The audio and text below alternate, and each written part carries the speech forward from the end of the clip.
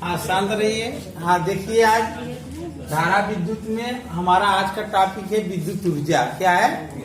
हाँ, विद्युत ऊर्जा है। और हम विद्युत ऊर्जा की परिभाषा और उससे संबंधित जो सूत्र होगा और जो भी उससे रिलेटेड टॉपिक होंगे हम सबको आज बताएंगे। ठीक, तो सबसे पहले विद्युत ऊर्जा, इसका परिभाषा लिखिए।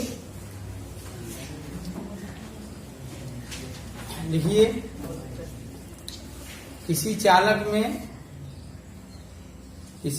में Q आवेश को एक स्थान से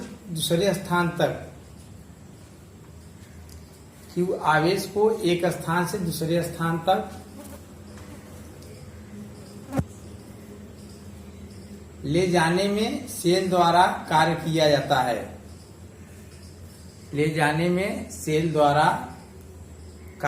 जाता है। यही कार्य चालक में विद्युत ऊर्जा के रूप में संचित होता है। यही कार्य चालक की विद्युत ऊर्जा कहलाती है।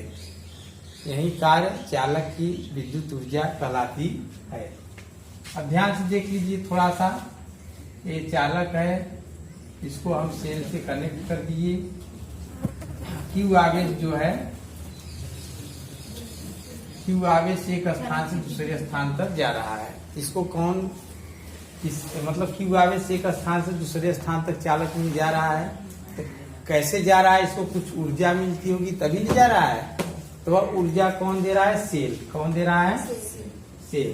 तो सेल द्वारा जो ऊर्जा दी जाती है वही चालक में विद्युत ऊर्जा के रूप में संचित हो जाती है। और उसी विद्युत ऊर्जा के आज हम लोग सूत्र का निगमन करेंगे। तो देखिए सूत्र कैसे प्राप्त होगा। सूत्र लिखिए। मान लीजिए एक सेल है जिसका विभवांतर भी है।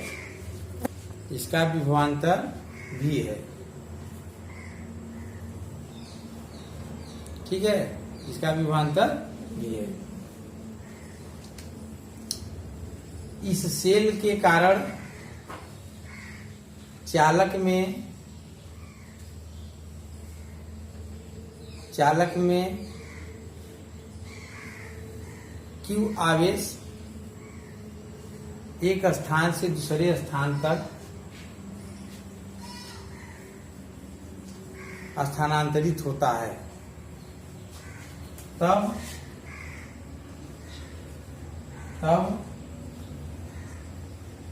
चालक में विद्युत ऊर्जा क्या होता है? आवेश गुणे विभव। क्या होता है? आवेश गुणे विभवांतर।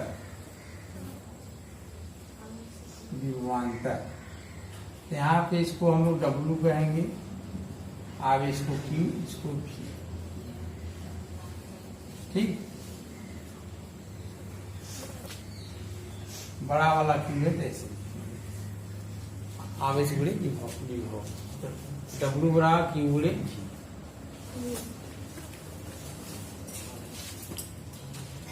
अब ध्यान से देखिए, W बराबर Q V हो गया। अब देखो, जब यह Q आवेश एक स्थान से दूसरे स्थान तक स्थानांतरित हुआ है, उसमें समय लगा होगा। जैसे हम एक स्थान से दूसरे स्थान तक गए तो उसमें कुछ तो समय लगा होगा। हाँ, तो मान लो Q आवेश को एक स्थान से दूसरे स्थान तक स्थानांतरित होने में T समय लगा। तब Q बराबर क्या होगा? IT। Q बराबर क्या होगा? ये वाला पढ़े हैं सूत्र, Q बराबर IT। यहाँ से मेरा सूत्र फिर कैसे प्राप्त होगा? W बराबर IT गुणे V। ये साइड में लिखो तो हमारा हो जाएगा W बराबर VIT। दो सूत्र हो गया। ठीक है। हाँ, देखिए V बराबर क्या होता है? IR। हम लोग पढ़े हैं V बराबर IR। I चालक में बहने वाली धारा और R क्या होता है? प्रतिरोध। तब W बराबर हमारा क्या हो जाएगा? IR फिर IT। इसके स्थान क्या लिखेंगे? IR फिर I फिर T। W बराबर क्या हो जाएगा? आई स्क्वायर आर टी, यह हो गया कार्य। ठीक है, फिर आगे देखिए, फिर यदि आई बराबर वी बटे आर भी तो होगा, अरे वी बराबर आई आर, आई बराबर वी बटे आर, तब क्या होगा, डब्लू बराबर वी बटे R square R T, W बराबर वी स्क्वायर बटे R square R T, R R से गया, बचा क्या, डब्लू बराबर वी स्क्वायर बटे आर टी।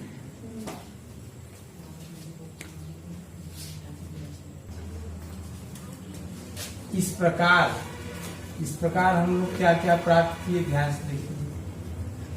डब्लू बराबर वी क्यू प्राप्त किए, फिर क्यू आई टी प्राप्त किए, वी आई टी, फिर I square R T, V square बटे आर टी। तो डब्लू का ये पूरा सूत्र हो गया। डब्लू माने विद्युत ऊर्जा या किया गया कार्य ना। तो डब्लू बराबर वी क्यू, डब्लू बराबर वी आई टी, डब्लू बराबर आई स्क्वायर आर टी, डब्लू बराबर वी स्क्वायर बटे आर टी, एक में हो गया पूरा सूत्र। ठीक, अब चलो देखो जूल का नियम, क्या हमें पढ़ना है, जूल का नियम। जूल का नियम, जूल ने अपना नियम दिया है इस पे, और नियम क्या है इसको ध्यान से लिखिए।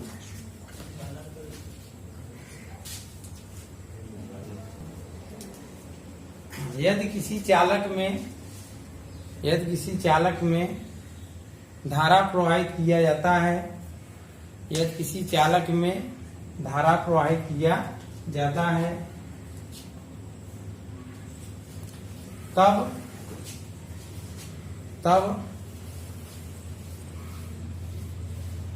उसमें ऊष्मा उत्पन्न होती है, तब उसमें ऊष्मा उत्पन्न होती है, तब उसमें ऊष्मा उत्पन्न होती है। यह घटना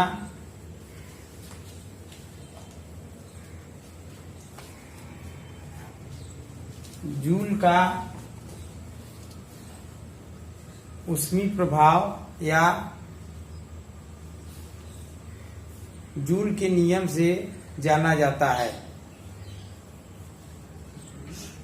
यह घटना जूल के ऊष्मीय प्रभाव या जूल के नियम से जाना जाता है।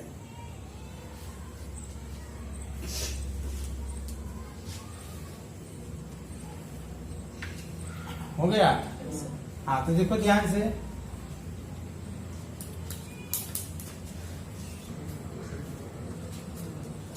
हाँ देखिए, अब ऊष्मा है तो ऊष्मा को हम लोग किससे प्रदर्शित करते हैं, एच से। एच में कैलोरी, उसका मात्रा क्या होता है, और जो अभी हम लोग ये जो ऊर्जा प्राप्त किए हैं किसमें, जूल में है, किसमें है, हाँ। तो ऊष्मा बराबर होता है, मतलब जूल को कैलोरी में बदलना है, तो हम 4.18 या 4.2 से भाग देते हैं, तो हमारा हो जाएगा एच बराबर W बटा 4.2 कैलोरी। ठीक है, तो हमारा सूत्र क्या बनेगा, ध्यान से देखिए, एच बराबर हो जाएगा W के स्थान पे वी क्यू बटा 4.2, फिर क्या आ जाएगा वी आई टी बटे 4.2, फिर आई स्क्वायर आर टी बटे 4.2 बराबर वी स्क्वायर बटे आर टी, और नीचे यहाँ हो जाएगा 4.2 आर। तो कहने का मतलब यह है कि जो हमारा उसमें विद्युत ऊर्जा था वही ऊष्मा के रूप में परिवर्तित होगा, और उस ऊष्मा को हम एच से प्रदर्शित करते हैं। ऊष्मा को किससे प्रदर्शित करते हैं, एच से। और ये सब पूरा हमारा कैलोरी में आ गया, किसमें आ गया, हाँ, जब 4.2 से भाग देंगे किसमें आएगा, कैलोरी। ठीक है,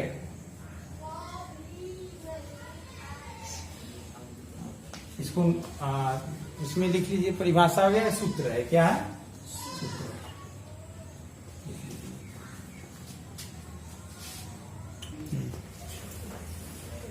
हाँ, इस प्रकार तो जूल का नियम क्या हो गया हमारा, तो जूल का नियम यह, मतलब जूल अपने नियम में यह बताए हैं कि पहला, या तो ऐसे लिख लो, जूल के नियम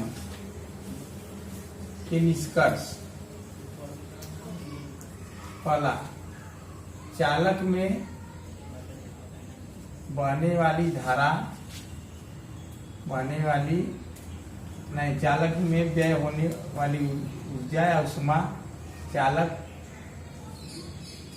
में व्यय होने वाली उष्मा धारा के वर्ग के अनुक्रमानुपाती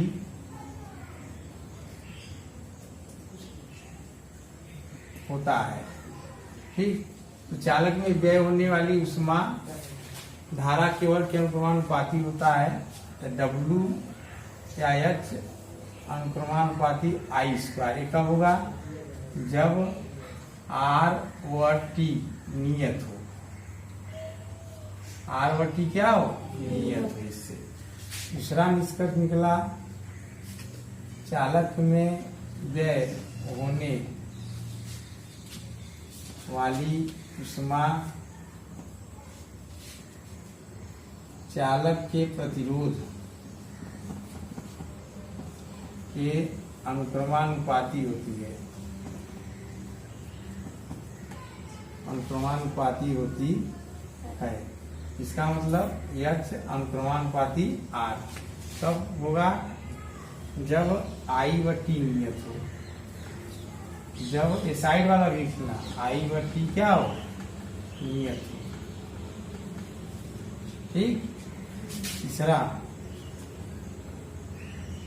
चालक में व्यय होने वाली उष्मा समय के अनुक्रमानुपाती होती है, अनुक्रमानुपाती होती है। ठीक, कब, जब, इसको लिख लो, अर्थात ये वाला पॉइंट यहाँ पर आ रहा है, H अनुक्रमानुपाती T कब, जब I व R नियत हो। ठीक, तो जूल का नियम आएगा, तो जूल के नियम में यही महत्वपूर्ण निष्कर्ष है, चालक में व्यय होने वाली उष्मा धारा के वर्ग के अनुक्रमानुपाती, चालक में व्यय होने वाली उष्मा प्रतिरोध के अनुक्रमानुपाती, चालक में व्यय होने वाली उष्मा समय के अनुक्रमानुपाती होती है। तो जूल के नियम का यही निष्कर्ष है। ठीक है, हाँ, विद्युत सामर्थ्य, इसको लिख लो, किसी विद्युत परिपथ में प्रति सेकंड प्रवाहित होने वाली उष्मा को, प्रति सेकंड प्रवाहित होने वाली उष्मा या कोष्ठक में ऊर्जा लिख लो।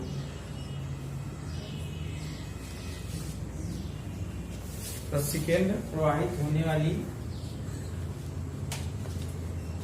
उष्मा या ऊर्जा को हम लोग जो है क्या कहते हैं, विद्युत सामर्थ्य कहते हैं, विद्युत सामर्थ्य कहते हैं।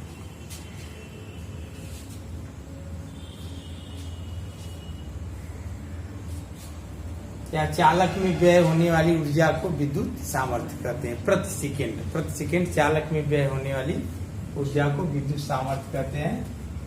सूत्र होता है, सूत्र होता है सामर्थ्य बराबर विद्युत ऊर्जा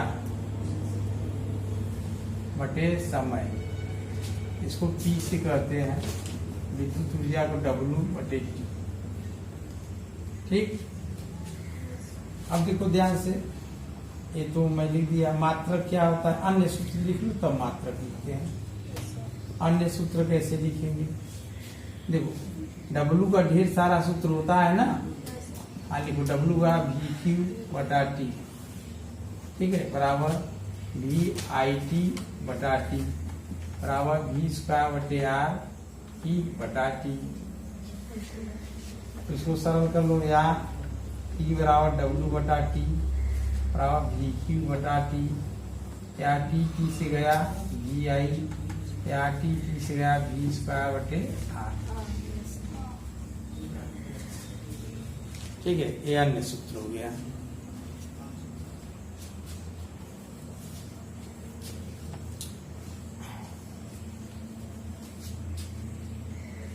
देखा मात्रक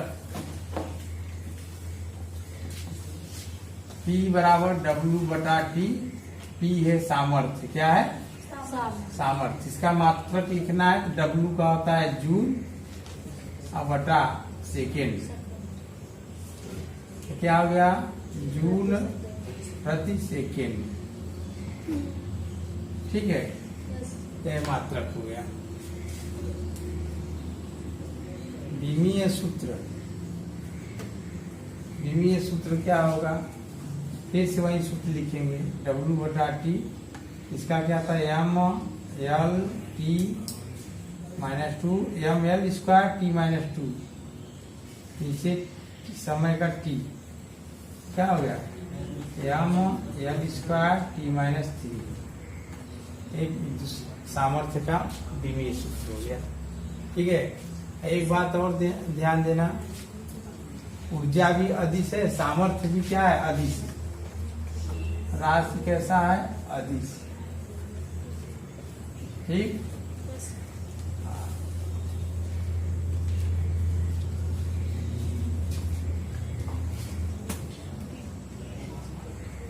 हाँ देखिए,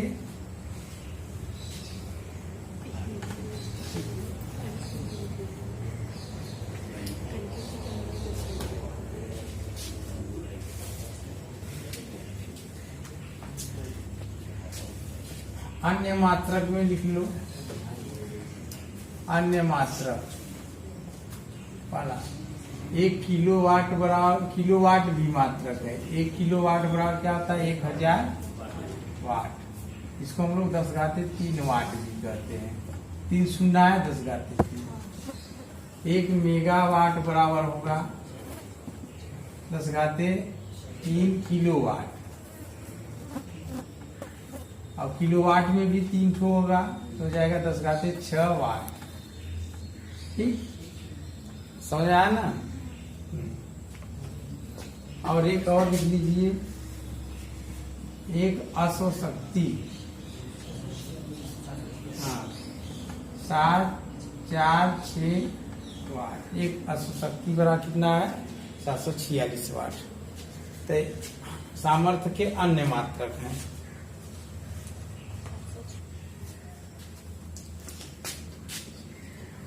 देखिए जूल बहुत छोटा मात्रक होता है ना, बहुत छोटा मात्रक होता है, इसलिए उपयोग में जो है, व्यवहार में हम लोग यूनिट या किलोवाट घंटा, समझ में आया ना, जो हम लोग के यहाँ बिल आता है इलेक्ट्रिक वाला, वो यूनिट में आता है, यूनिट या किलोवाट घंटा। तो यहाँ लिख लीजिए, ऊर्जा का व्यवहारिक मात्रक यूनिट या किलोवाट घंटा होता है, यूनिट या किलोवाट घंटा होता है, ठीक। एक यूनिट बराबर होता है 1 किलोवाट घंटा, क्या होता है? 1 यूनिट हो रहा क्या होता है? 1 किलोवाट घंटा, समझ में आया ना? अच्छा, एक सूत्र। अब चलो 1 किलोवाट घंटा को हम लेते हैं, 1 किलोवाट घंटा लेते हैं तो इसमें कितना जूल होगा चेक करते हैं। 1 किलोवाट घंटा में कितना जूल होगा ना, तो कैसे चेक करेंगे? 1 किलोवाट में कितना होता है? 1000 वाट, और 1 घंटा में कितना होता है? 3600 जूल। कितना हो गया ये? 1 2 3 4 5 36 लिख के 5 वाट यहाँ होगा 3600 सेकेंड होगा। क्या होगा ये? ध्यान से देखो 1 किलोवाट घंटा बराबर क्या होता है? 1000 वाट।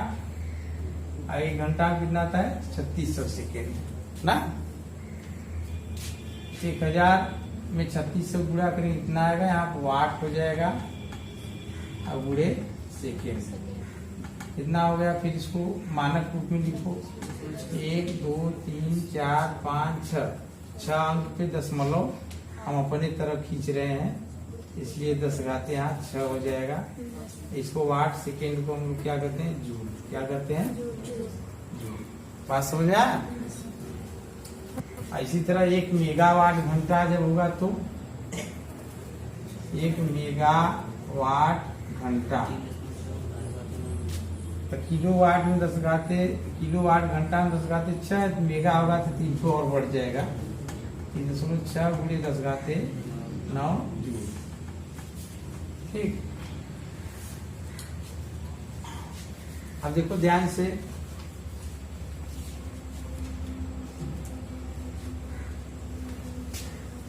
देखो यूनिटों की संख्या, यूनिटों की संख्या निकालना होगा तो हम क्या करेंगे? किलोवाट घंटा लिखेंगे,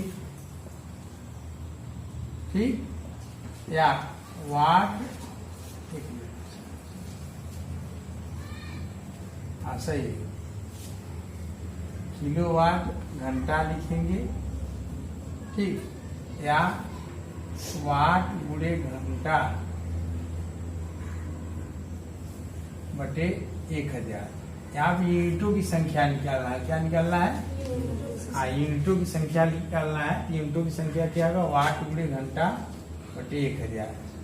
ठीक है, और किलोवाट घंटा की संख्या है तो इसको हम लोग कट कर देते हैं, इसके बाद ये वाला निकालेंगे, वाट गुणे घंटा बटे 1000।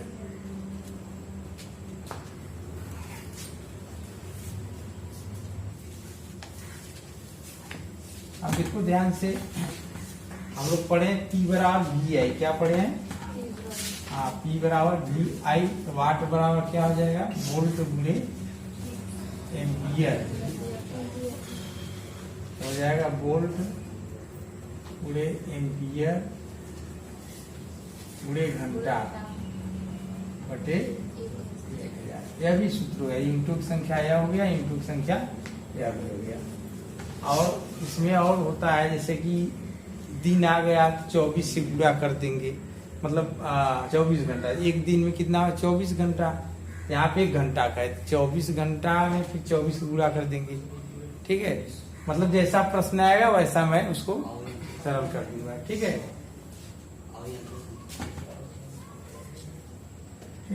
और उपकरणों की संख्या, उपकरणों की संख्या जैसे 10 बल्ब है तो 10 से गुणा कर देंगे। ठीक, जैसा प्रश्न आएगा वैसा हम लोग हल कर देंगे। ठीक है,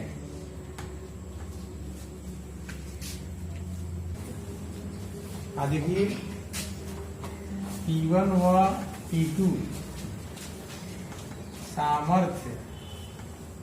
सामर्थ्यों वाले उपकरणों को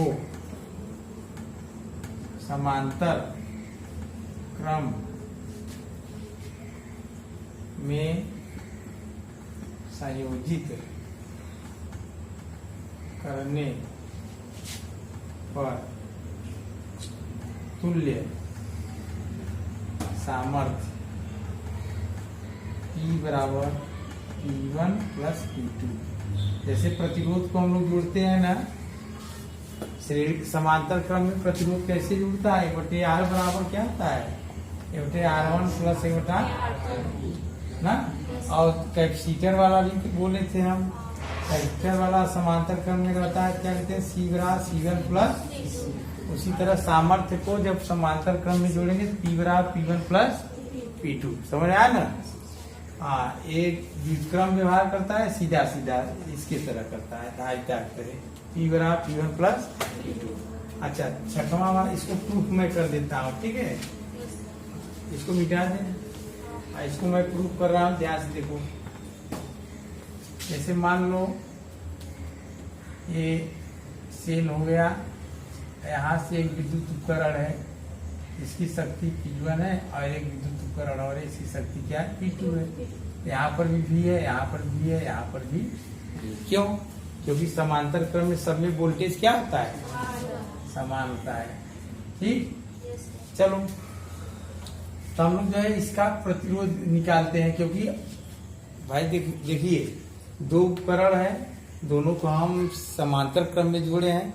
समांतर क्रम में जोड़े हैं तो हमें क्या चाहिए, तुल्य प्रतिरोध चाहिए। अब तुल्य प्रतिरोध से हम अपना तुल्य सामर्थ्य निकाल लेंगे। तो सबसे पहले P1 निकालिए, इसको मैं प्रूफ कर रहा हूँ, ध्यान देखिए। हमारा P1 क्या होगा, V²/R1, इसका प्रतिरोध R1, इसका R2, और P2 क्या होगा, V²/R2। तो देखो ध्यान से, P बराबर I²R1 भी होता है, लेकिन हम इसको नहीं लिखेंगे। क्यों नहीं लिखेंगे, क्योंकि समांतर क्रम में वोल्टेज समान होता है, तो हम वोल्टेज का सहारा लेंगे, ठीक है। अब देखो, अब इसको यहाँ से प्रतिरोध निकालेंगे तो क्या हो जाएगा हमारा, यहाँ से प्रतिरोध भी निकाल लीजिए, या यहाँ जाएगा या यहाँ आएगा, R1 बराबर V²/P1, समझा। या यहाँ जाएगा तिरछा गुणा से, इसको मैं यहाँ पर भेज सकता हूँ। तो R2 बराबर हमारा क्या आ जाएगा, P²/P2, V²/P2। अब ये दोनों प्रतिरोध किस क्रम में है, समांतर क्रम में। समांतर क्रम का नियम से, समांतर क्रम संयोजन के नियम से,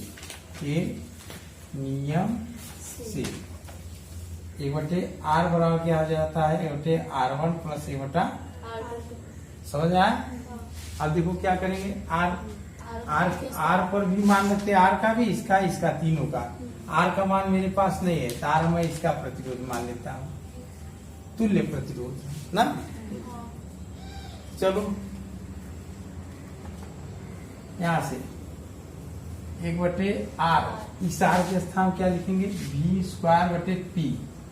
P क्या है, तुल्य सामर्थ्य। P क्या है, जैसे R1 के स्थान पे क्या लिखेंगे, V1²/P1, R2 के स्थान पे V2²/P2। लेकिन सबका भी, तीनों का भी समान है, जो तुल्य है उसका भी क्या है, समान है। तो R के स्थान क्या लिखेंगे, V²/P। अब इसको बोलो आगे, 1/V²/P1 धन, 1/V²/P2। फिर यह ऊपर चला जाएगा, P/V² बराबर P1/V² धन P2/V²। V² कॉमन लेके काट सकते हैं हम लोग ना। P/V² बराबर 1/V² P1 + P2, या कैंसिल हो गया, P बराबर क्या आ गया। इसको मैं इसलिए करवा रहा हूँ, क्वेश्चन आया तो आप लोग डायरेक्ट इसका यूज करें, ठीक। हाँ, याद रख, मतलब कैपेसिटर की तरह जुड़ता है, किसकी तरह, हाँ।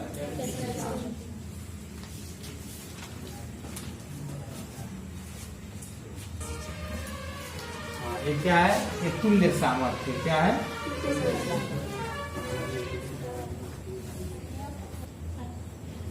ठीक है। ये क्या है, तुल्य सामर्थ्य ना।